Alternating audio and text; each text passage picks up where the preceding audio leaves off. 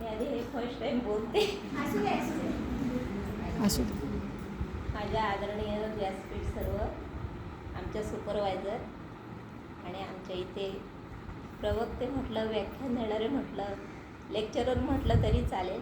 आज आमच्या उपस्थित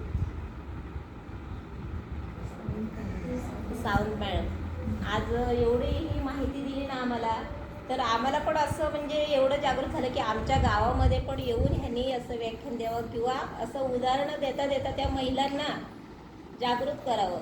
आमच्याकडे पण अशीच परिस्थिती आहे, जसं आता ह्या मॅडम सांगत होत्या गावोगावांची उदाहरणं देऊन, तशा पद्धतीनं आमच्या इथे पण आज गरज आहे आमच्याकडे बचत गट आहे, सर्व आहे. पण जसं पाहिजे असतं त्यांच्याकडून त्यांचे उद्योगधंदे किंवा अन्य काही त्यांचा विकास पाहिजे तशा पद्धतीनं होत नाही.